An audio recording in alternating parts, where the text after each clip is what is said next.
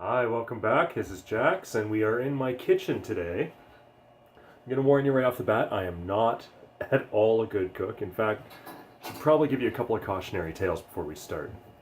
I have given myself food poisoning 4 times. It's probably not a record, but I feel like it should be. So, the first time was garlic bread. A friend of mine had told me that in a lot of recipes, you can substitute mayonnaise for butter. You might already be getting an inkling where this is going. Essentially, I wanted to make garlic bread one day, and I had no butter. So I put mayonnaise on bread, sprinkled some garlic salt on there, stuck it in the microwave, and spent 2 days on the toilet. One down. The next 2 times actually were much less interesting. They were both making scrambled eggs. Now, I don't know how you screw up scrambled eggs. I haven't been able to do it since. They generally work. But 2 times in a row making scrambled eggs, I ended up with some fairly serious stomach issues. I just think I wasn't meant to cook, but I have to get past that.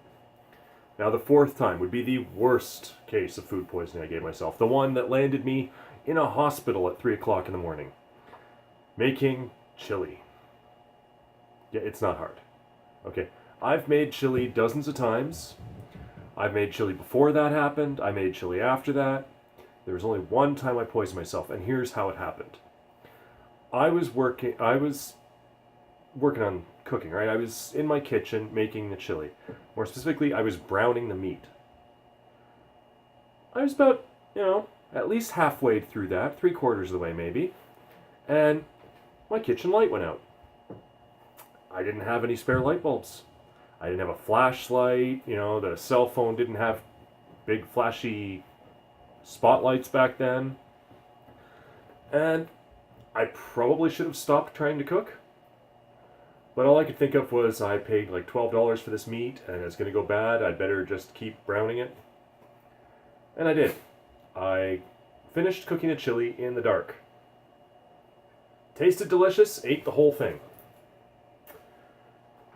And I was up all night throwing up over and over. Some quality time spent on the throne as well. Until at about 3 a.m. I had to call my father, who happened to live in the same city as me at the time, and asked him to come pick me up and bring me to the hospital, where they hooked me up to an IV and told me I was dehydrated due to food poisoning. So, I'm going to show you how to cook something, but keep in mind who it's coming from. I'm not the greatest chef, and this has been one hell of a disclaimer, so take it seriously. Alright, so I'm going to start with 1/2 pound of ground beef.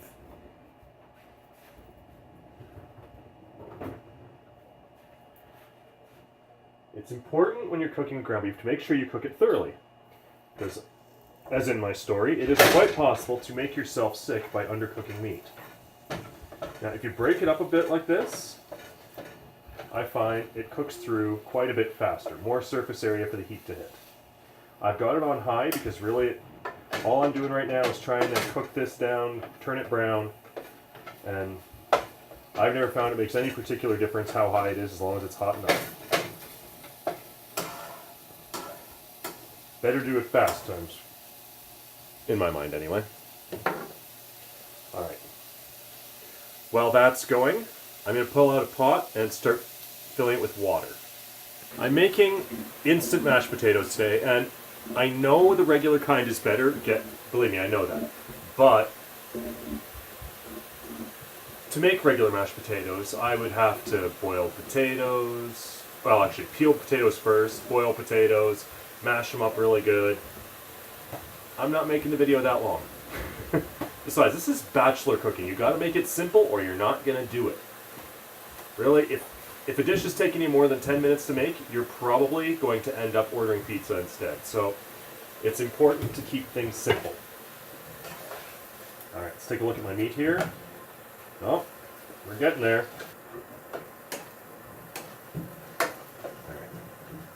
Got to keep mixing that around so the different surfaces are touching at different times. Next up, I need 1.5 cups of water.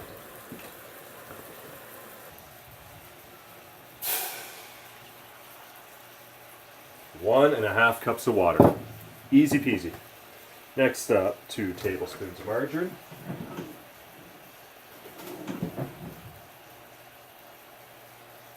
It should be noted, guys, that the tablespoon like this, that's a measuring spoon, and the metal kind that some people eat with, don't actually measure out the same. This and this are not the same. Okay, the whole point to a measuring spoon is to use an exact amount. So you want to flatten that off when you're done. So it's actually 1 tablespoon, not, a tablespoon plus whatever was heaped on top of the tablespoon.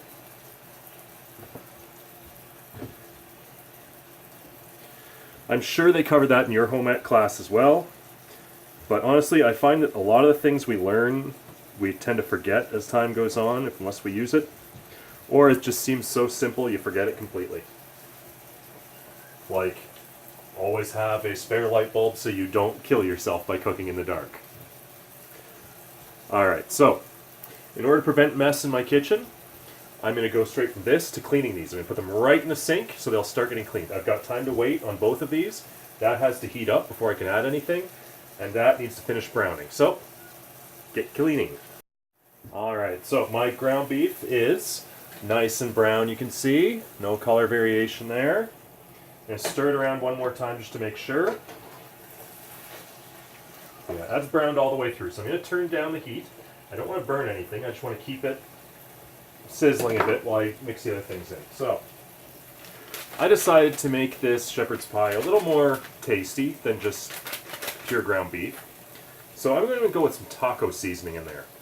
I've tried it before. This actually works really well. It gives it a really nice flavor when it's done. So let's put that in there. So you're going to mix that around. Try to get it spread as evenly as you can.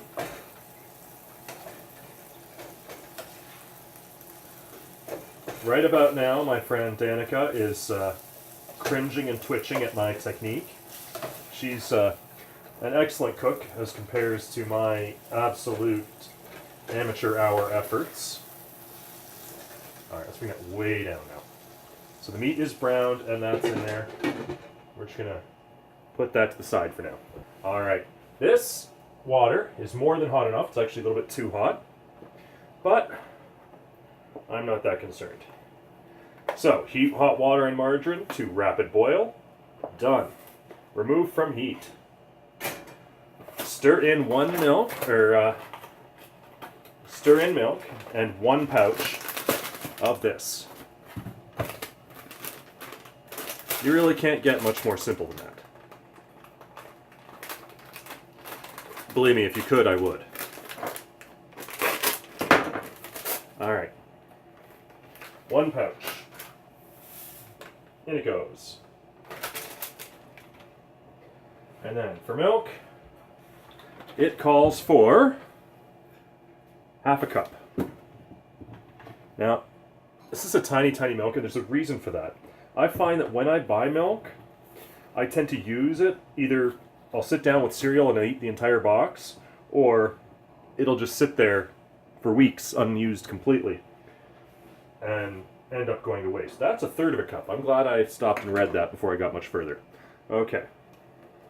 Half a cup.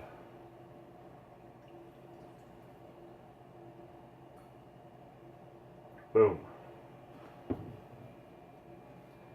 So, I figured with the small carton, I'm not going to waste much. Once again, as you're doing this, try to keep yourself cleaning things as you go so that you don't end up with a big mess at the end. Part of the reason that a lot of people don't do a lot of cooking is because of the mess of cleanup.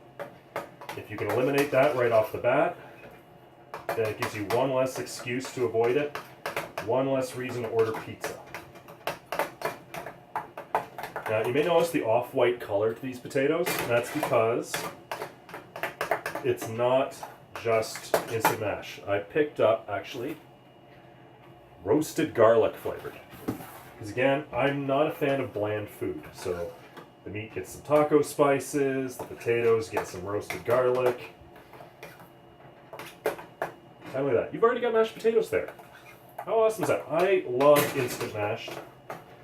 I know a lot of people look down on it, but it's good. It tastes good. What's wrong with that? Alright. Instant mash needs to go to the side for now. The next thing we're going to have to do is boil up some vegetables. You can pick basically any vegetable for this. I think generally corn and peas are the standards, but you can mix it, you can pick your favorite. I'm going to pick specifically corn. And that's just because of the two, corn is a lot less disgusting. I'm sorry, peas are nasty. Not going to bother measuring that. I'll use as much as I need to use and eat the rest. Watch out, Kenji. Just make sure there are no frozen clumps in here so it'll cook a little bit faster. Alright. While I'm waiting for that, I'm going to go back to our meat here. Oh, that smells really good. That smells really, really good. Mix it around here one more time. Kenji is currently eating my feet, or well, chewing on my slippers anyway.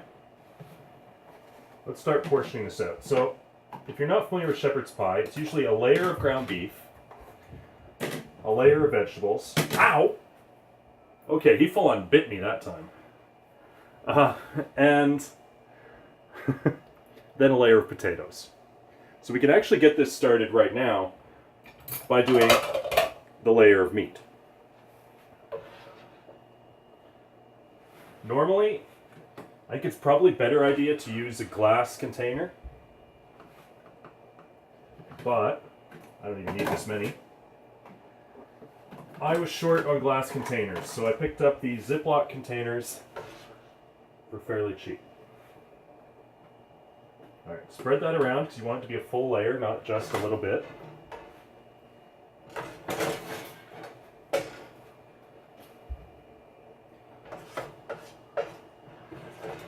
Waste not, want not. Alright. Full layer there. And there.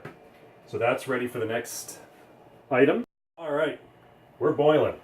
That's the state I was waiting to get to. So the corn should be nice and thoroughly cooked now. Which means I'm going to strain the water out of it. And then I can start adding it. After you've strained it, you can start adding it to your shepherd's pie. Remember, you're doing layers here. So you've got a layer of meat already. Now it's time for a layer of vegetables. I'm going to put that on here.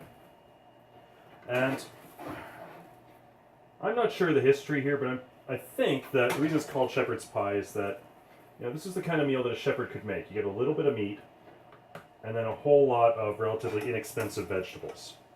Now, if you're a meat lover supreme, then you can always put more meat in, but that's also going to raise the price quite a bit. Alright, so I'm going to pack that down a bit, just because I want to make sure there's room in there for potatoes. It looks like I made just about a perfect amount of corn, which, I mean, you saw I did not measure, so that's basically a coincidence, but a happy one. And again, when you're done with things, put them in the sink, wash them. Dishes are not hard unless they build up, and they build up a lot faster than you think. Alright, so we're back with our mashed potatoes. And we're going to do the same thing here. We're going to put that in, right on top, and try to make a layer of it. Now, I'm going to try to keep it nice and level. Some uniformity.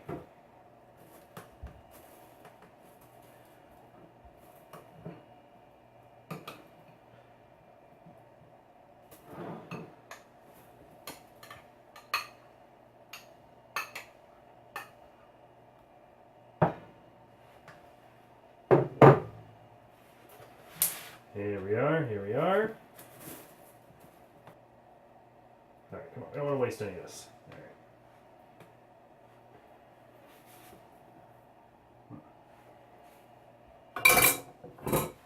So here we have 2 servings, 2 actually fairly large servings of shepherd's pie. We're done. What we've got here is a layer of our ground beef, followed by a layer of corn, and as you see here, some mashed potatoes on top. Good, reasonably round meal. It's enough for 2 meals. Actually, I probably could have used smaller containers and made this 4 meals, but I'm clearly a big eater, and I'm sure a lot of you are too. Why not? When I reheat these, I've also got some shredded cheese in the fridge that I'll probably put on top. If I'd had the chance to do this in glass containers, it would have turned out a little bit better, because then you can put it in the oven and bake it just slightly. That kind of gives you a nice texture on the top. It crisps it up a bit. But you know what? This will taste just as good. If you try my recipe at home, let me know how it goes. If you end up in the hospital, I am not responsible. But I'd like to know how it goes. And if you enjoyed this, once again, please, thumbs up and subscribe. Either way, let's see you in the comments below.